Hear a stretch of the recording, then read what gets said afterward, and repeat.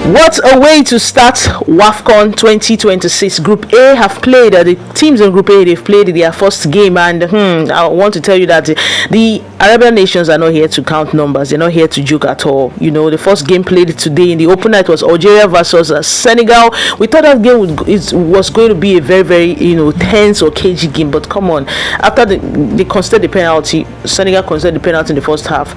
Algeria converted, and Algeria scored at the 88th minute to make it 2-0 against Senegal in that game. Senegal had more ball possession. They had more ball possession, but what they were able to do with the ball, they never had the techniques to do something or to cause or to inflict injury on the Algerians. They had over 50 plus ball possession. They had 11 shots in total. Then out of the 11 shots, they had just 2 shots on target, whereas the Algerian opposition, they had less ball possession. They had 10 shots, and out of the 10, 5 were on target, and that 5 that was on target, 2 were goals. They converted 2 out of the 5 on target to goals. So it ended 2-0. Then the one played the host nation, the games that just ended few hours. Morocco 4, Kenya 0. This was not the kind of game or first game after 10 years in absentia for the Kenyans. Like, I looked at this, they were like, come on, the first 10 minutes Kenya, they had 1 shot on target in the first 10 minutes. It hit the bar, it was quite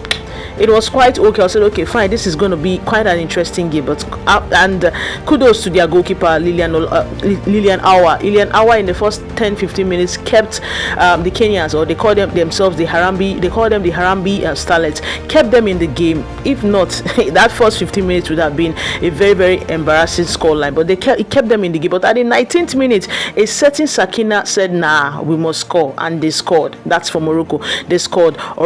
Sakina Ozraoui scored at the 19th minute for Morocco, and after that goal, it's as though Kenya just snapped, because I don't understand why they were playing again. They were just chasing the ball. There's a difference between, you're not going to get this ball.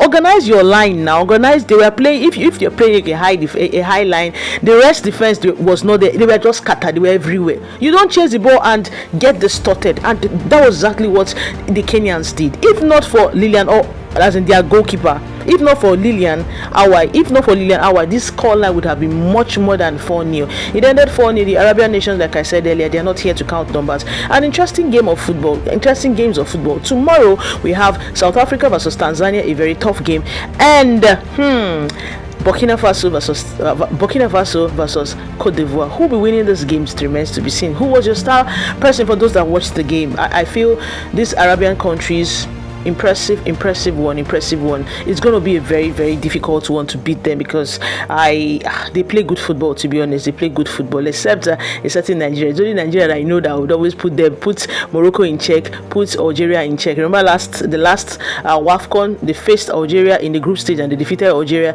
They faced Morocco in the final and also defeated Morocco. So we'll see what happens. Fingers crossed. We'll see what happens in Group B. Like I said, tomorrow Group B is South Africa versus Tanzania. A very, very tough game, and Burkina Faso will take on Cote d'Ivoire. Thank you very much. Enjoy the rest of your evening. This is me saying